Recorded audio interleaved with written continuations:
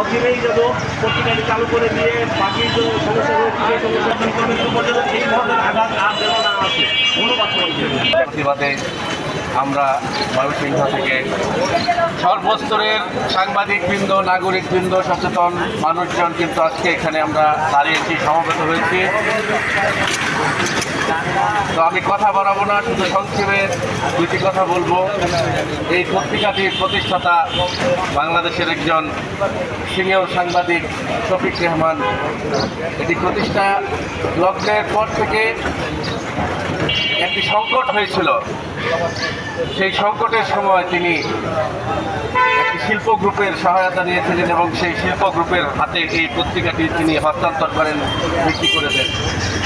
এবং গত প্রায় 16 বছর যাবৎ সেই পত্রিকাটিতে সেই শিল্প গ্রুপের পরিচালনায় চলে আসছে। এটার সাথে অনেক সাংবাদিক, অনেক কর্মচারী, অনেক লোকজন এটার সাথে তাদের রুটি জড়িয়ে গেছে। সারা বাংলাদেশে এই পত্রিকাটির সেই সংবাদকর্মীরা কাজ করছে, প্রত্যেকটা উপজেলা, প্রত্যেকটা জেলা, বিভাগীয় পর্যায় থেকে। এবং আপনারা জানেন এই জায়গায় দিন পত্রিকাটি মানুষের হৃদয়ের মণিকোঠায় একটি জায়গা করে নিয়েছে অনেক আগে থেকেই। এবং জায়গায় দিন একটি নাম, একটি ইতিহাস।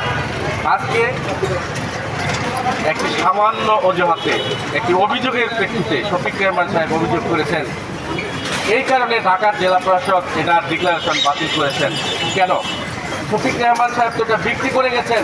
সেই কাগজপত্র তো ডিসি সাহেব আপনার টেবিলে রয়েছে, আপনার ফাইলের ভেতর রয়েছে। আপনি সেগুলো দেখেও কেন সেই ফ্যাসিস্ট সরকারের যে আচরণ সেটি আপনি করলেন?